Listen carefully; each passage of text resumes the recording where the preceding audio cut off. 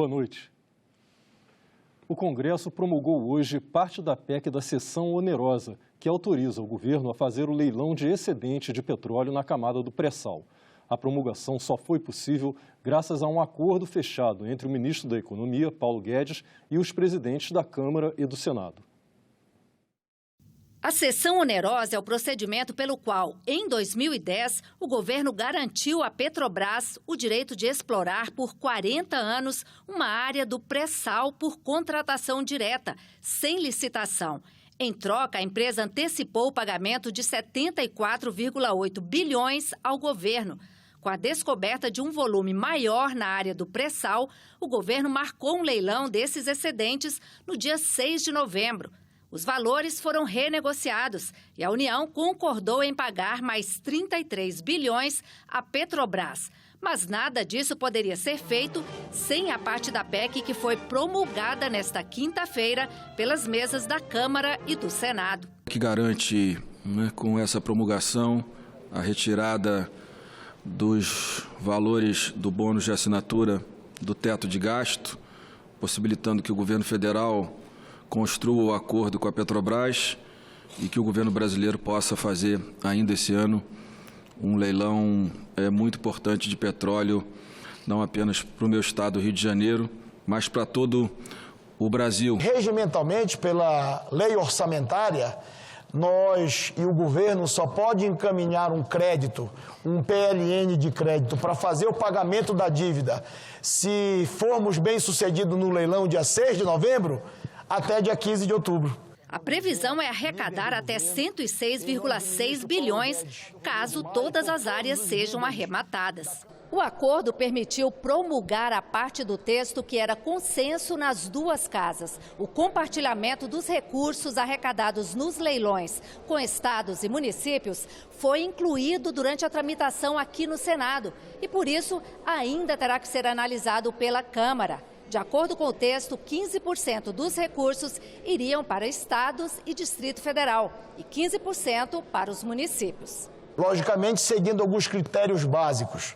É impossível que esses recursos cheguem em estados e municípios e eles sirvam para custear as despesas com o pessoal da máquina pública. O Estado brasileiro não suporta mais esse, digamos assim, gasto com o pessoal em detrimento dos investimentos. Então, na construção que foi viabilizada com a Câmara dos Deputados, e nesse entendimento, houve a necessidade, sim, de se dividir essas riquezas da exploração desse novo campo de exploração do petróleo, com esse excedente, para contemplar estados e municípios. A Câmara vota, no máximo, na próxima semana, a admissibilidade do restante da PEC, que é a distribuição de recursos para estados e municípios, e ainda na próxima semana ou na outra nós criamos a comissão especial. Espero que no máximo até meados do mês de novembro a gente possa ter a parte da distribuição dos recursos para estados e municípios, 15% para municípios e 15% para estados, aprovado na Câmara, e encaminhado ao Senado Federal para, se possível, para a sua promulgação. Os senadores aprovaram hoje em plenário a criação da empresa Nave Brasil. Ela vai assumir as atribuições relacionadas à navegação aérea, que antes estavam com a Empresa Brasileira de Infraestrutura Aeroportuária, a Infraero. A mudança está prevista na MP 866, aprovada ontem pela Câmara e que perderia validade amanhã. A Nave Brasil, que estará vinculada ao Ministério da Defesa, vai cuidar da administração e operação da infraestrutura aeronáutica, ou seja, a prestação de serviços de navegação aérea. A intenção da proposta, que teve como origem uma medida provisória, é diminuir o prejuízo da Infraero, que perdeu receita após a privatização de aeroportos, e concentrar na nova empresa os serviços que não serão privatizados. A economia para a estatal será de 250 milhões ao ano, com a passagem dos ativos e do pessoal para a Nave Brasil. A Força Aérea deve transferir alguns órgãos que hoje estão sob sua responsabilidade para esta empresa, que deve crescer um pouco mais. A gente desmilitariza, digamos, alguns órgãos sob responsabilidade da Força Aérea de controle, focando assim a Força Aérea na sua atividade fim. e ela ganha um pouco mais de volume e com isso ela ganha um pouco mais de receita para melhor investir no sistema, que vive de tarifas. É uma empresa não dependente, ela jamais necessitará de recursos de tesouro, os recursos são de tarifas arrecadadas pelos usuários dos serviços. É um novo modelo de gestão. E a parte da Nave Brasil que nós estamos criando agora é a parte que diz respeito à navegação aérea. E a parte que continua com a Infraero é a parte de infraestrutura de aeroportos. E o governo vem tomando medidas no sentido de privatizações dos aeroportos. Então a tendência é que essa parte vá sendo privatizada e na medida provisória, conforme está o texto, né, se houver a possibilidade, usando o mesmo regime jurídico e houver interesse por parte da administração pública, as pessoas que estão em Infraero poderiam ser aproveitadas na Nave Brasil. Hoje é o Dia Nacional dos Surdos e o presidente do Senado, Davi Alcolumbre, participou no Palácio do Planalto do lançamento do LibrasGov. O programa tem o objetivo de possibilitar o acesso de surdos e intérpretes de Libras a informações do Executivo, do Legislativo e do Judiciário. A solenidade contou também com as participações do presidente Jair Bolsonaro e de outras autoridades do governo federal. O Dia Nacional dos Surdos é uma homenagem à criação da primeira escola de surdos no Brasil, em 1857, no Rio de Janeiro. Multa para estabelecimento que hospedar criança ou adolescente desacompanhado ou sem autorização por escrito e sugestão de regulamentação da maconha medicinal. Esses assuntos foram analisados hoje na Comissão de Direitos Humanos. Pelo texto, hospedar criança ou adolescente desacompanhado dos pais ou responsável ou sem autorização escrita destes ou da autoridade judiciária em hotel ou pensão levará o estabelecimento a ser penalizado com multa entre 10 e 50 salários de referência. Outro projeto aprovado inclui a prevenção da violência contra a mulher como tema transversal e direitos humanos e cidadania no currículo da educação básica. O projeto apenas acrescenta a essa abordagem os conteúdos amparados na Lei Maria da Penha, marco do combate à violência contra a mulher. E durante mais de uma hora, os senadores examinaram sugestão de projeto que regulamenta o plantio e uso da maconha medicinal. A sugestão teve parecer favorável e um voto em separado contra. Familiares de pacientes de doenças que podem ser tratados com a cannabis acompanharam a votação. Regulamentar um remédio não tem absolutamente nenhum impacto no crime. É um remédio. Vai ser vendido como remédio. Vai ser produzido, tratado, fiscalizado como remédio. Não vai mudar a vida do traficante, não vai mudar a vida do usuário, vai mudar a vida de vítimas de doença que precisam de tratamento. Assim como o senador Alessandro, eu trabalhei como delegado há 27 anos. Nós não seríamos irresponsáveis para estar autorizando plantio, que isso é tráfico. Isso está previsto no artigo 33 da Lei 11.343 de 2006. Várias pesquisas demonstraram os efeitos nocivos provocados ao corpo por esse canabidioide que é viciante. Afeta o sistema nervoso central e vascular, prejudica o sistema cognitivo, causa retardo mental, danos cerebrais a médio e longo prazo e chega a multiplicar por 2 o risco de desenvolvimento de doenças psíquicas. Veio da sociedade. Eu não consigo enxergar o Senado, batendo a porta na cara da sociedade. A gente precisa de mais amor e menos preconceito. E a Comissão de Direitos Humanos fez também uma audiência pública sobre a campanha Setembro Amarelo, de prevenção ao suicídio. Não é drama e nem para chamar atenção. Não é falta de amor e nem falta de Deus. Não é preguiça e muito menos frescura. Permitir que as pessoas desabafem sobre seus sentimentos sem julgar é uma das maneiras de prevenir o suicídio. De acordo com a Organização Mundial de Saúde, 9 em cada 10 suicídios podem ser evitados. Nesse sentido, surgiu a campanha de prevenção ao suicídio Setembro Amarelo. A campanha é apoiada pelo Centro de Valorização da Vida, o CVV, principal serviço de apoio psicológico e de prevenção ao suicídio do país.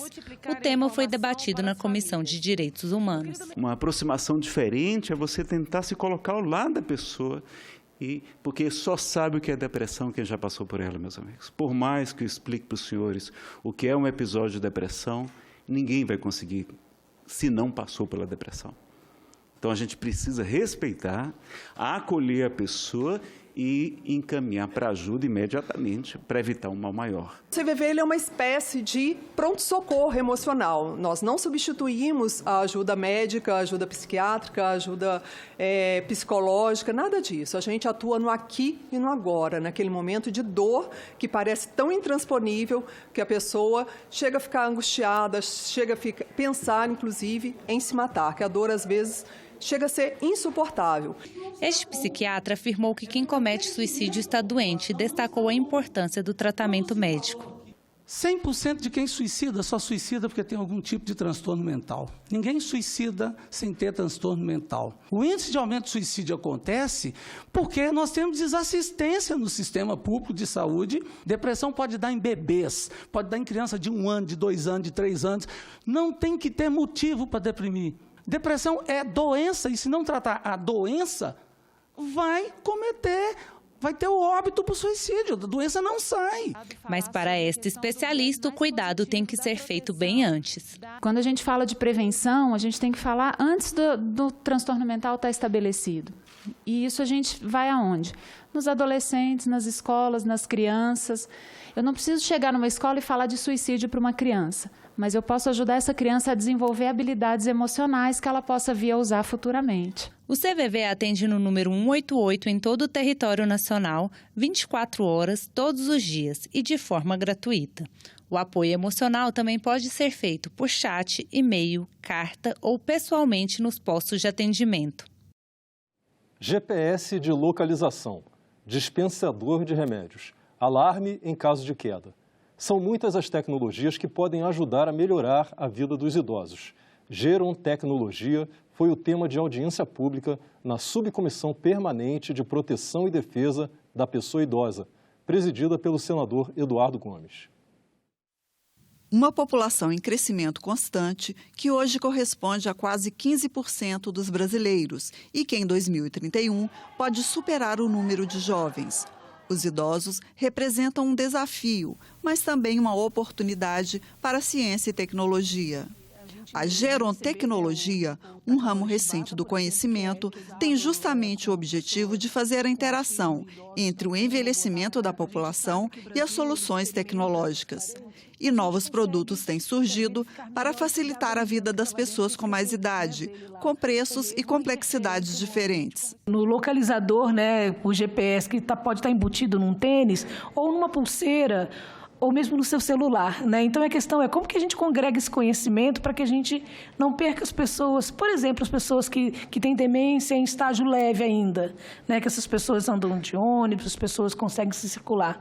Ou mesmo uma pulseira de identificação, ou um organizador de remédios, ou um calendário muito facilitado, Uma tecnologia de baixíssimo custo, E aí a questão de que se a pessoa com um poder aquisitivo menor pode ou não usufruir, a gente tem que ver que existem níveis de tecnologia. Então, por exemplo, uma pulseira ela pode custar R$150, ou o sistema que envolve essa pulseira, o sistema de atendimento ligado a um centro de saúde que vai prover todo o serviço de acompanhamento, de atendimento, pode chegar a milhares. São muitas as demandas da população idosa em diferentes questões, como moradia, transporte e saúde, que exigem um olhar diferenciado e novas tecnologias. Se a gente olha, por exemplo, para as questões de moradia, acho que muitos aspectos eles estão relacionados, por exemplo, à questão do envelhecimento no lugar e a preparação do seu lugar e do seu entorno para o envelhecimento, não fazendo com que essa pessoa migre de bairros e de cidades, Pensando, por exemplo, na questão do uso das tecnologias assistivas, nos ambientes controlados.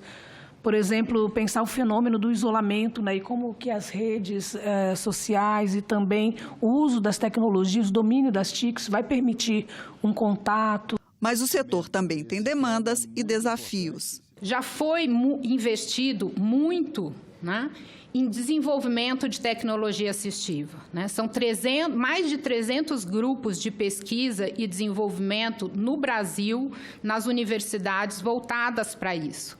Só que os projetos são desenvolvidos até a fase de protótipos e aí vai para a prateleira.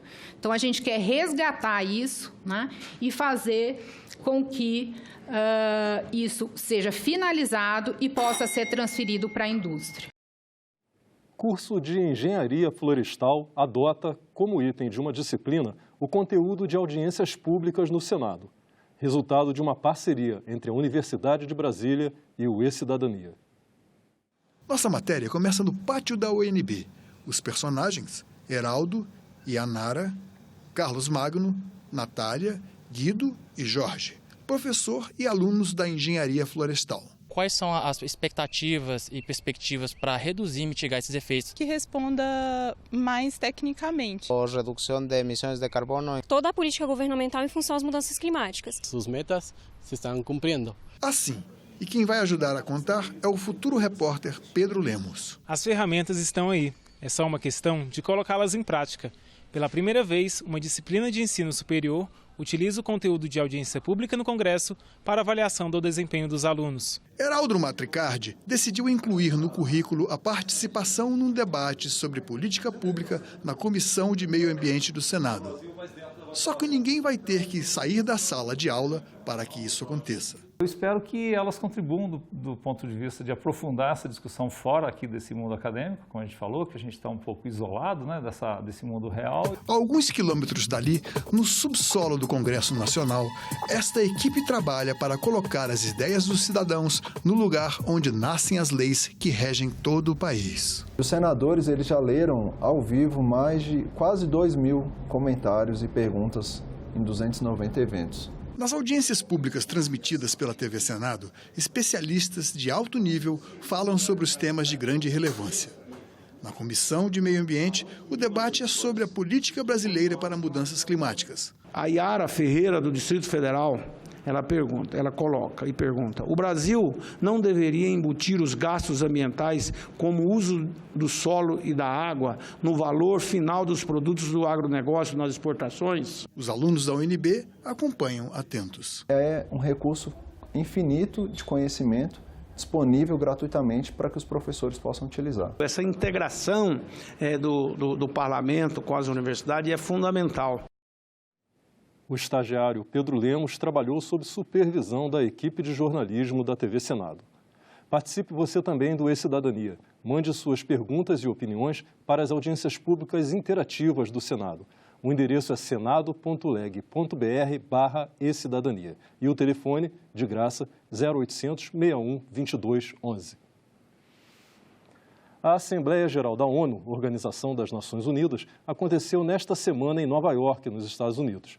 O senador Nelsinho Trade, presidente da Comissão de Relações Exteriores e Defesa Nacional, acompanhou a comitiva do presidente Jair Bolsonaro. Ele fala sobre o encontro na entrevista com a jornalista Renata de Paula.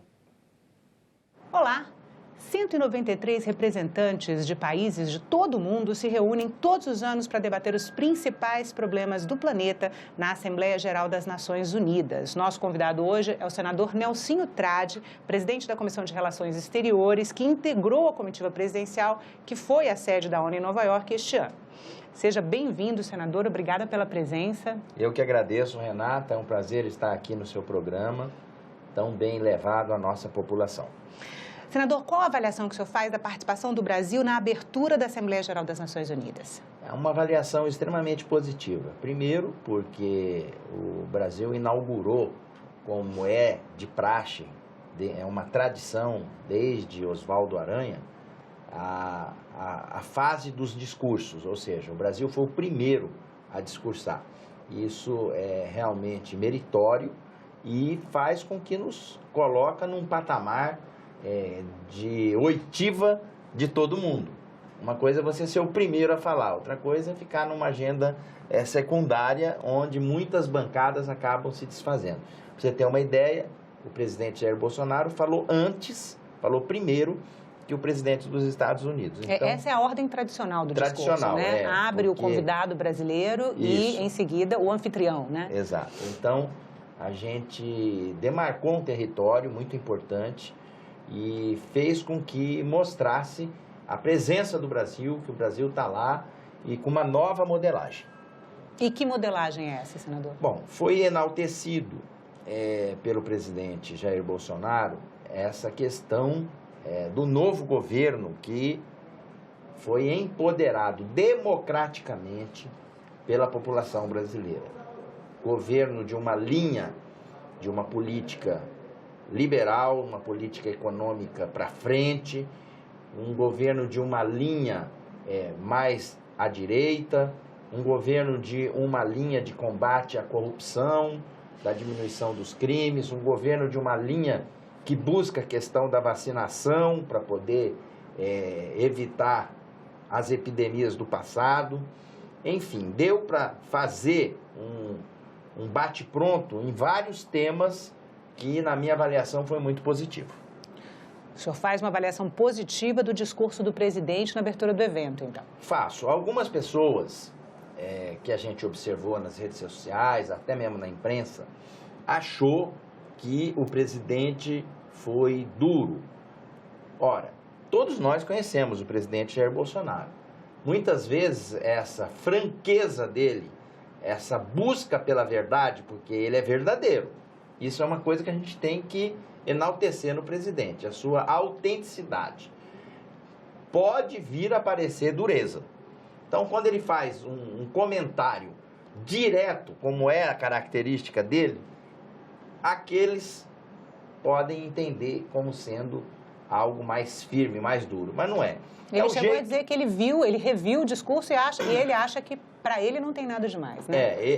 O presidente Bolsonaro é assim mesmo, ele é uma pessoa verdadeira, ele não fica, como diz lá no meu estado, rodeando o toco. O que tiver que falar, ele fala na cara e dá do recado. Os jornais The Guardian em inglês e New York Times americano e o francês Le Monde ressaltaram que o presidente negou que a Amazônia esteja sendo devastada, né? O Guardian e o Le Monde também disseram que a informação era falsa. Como é que o senhor avalia a repercussão internacional do discurso do presidente? Bom, eu sou uma pessoa muito observadora. Eu estava num patamar, na bancada do Brasil, junto com o ministro do Meio Ambiente, com o ministro Ernesto, com o deputado Eduardo Bolsonaro e a primeira-dama, dona Michele, num ponto estratégico, que dava para você ver a reação das pessoas. E, assim, muito francamente, é um testemunho que eu estou dando. Na minha avaliação, o sentimento da receptividade das pessoas foi positiva. A gente observava uma atenção redobrada na fala dele, talvez pela expectativa que se criou nessas questões, e com os dados técnicos do governo dele, passado pelos seus assessores, que acabaram por desmentir muitas coisas que vinham sendo protagonizadas na imprensa. Senador, de que eventos o senhor participou como representante do Congresso brasileiro? Bom, assim que a gente chegou na sede da ONU, nós fomos recebidos pelo presidente da ONU, o Guterres, onde numa reunião reservada, tratou de temas inerentes à questão da paz. Por quê? Que era um dos principais temas, né, da conferência, né? Foi o que eu ouvi da própria fala do presidente da ONU. O Brasil, ele tem uma característica de disseminar a paz. O povo brasileiro, ele é um povo de paz. Então, as missões de paz que o Brasil tem espalhadas pelo mundo, o próprio presidente da ONU pediu uma atenção redobrada ao presidente Jair Bolsonaro.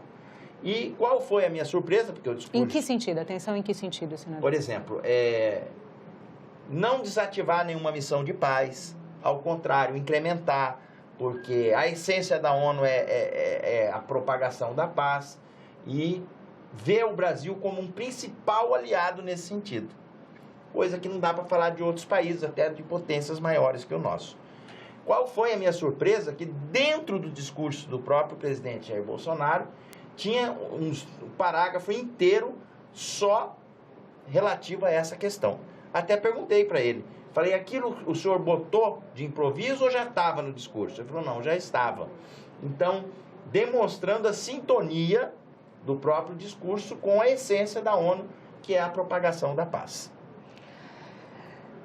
Outros temas importantes, né, que segundo o site das Nações Unidas, os chefes de Estado e lideranças já tiveram encontros e terão outros também, né, são as ações em defesa das mudanças climáticas, né, a ação climática. Como é que o senhor avalia a posição do Brasil nesse sentido? Bom, o Brasil, ele tem os seus técnicos, ele tem o seu ministro responsável, que tem uma linha de atuação sempre buscando a preservação, sim, do meio ambiente com o desenvolvimento sustentável. Nunca abandonando essa dupla. Então, nesse sentido, os argumentos colocados pelos integrantes da bancada brasileira no que tange às ações para evitar essas situações climáticas, eu vi também com bons olhos, porque ninguém afirmou lá que não vai fazer isso ou não vai fazer aquilo. Pelo contrário, o que a gente tiver que contribuir e fazer para a gente ter um mundo melhor, podem ter certeza que eu presenciei que o Brasil vai fazer a sua parte.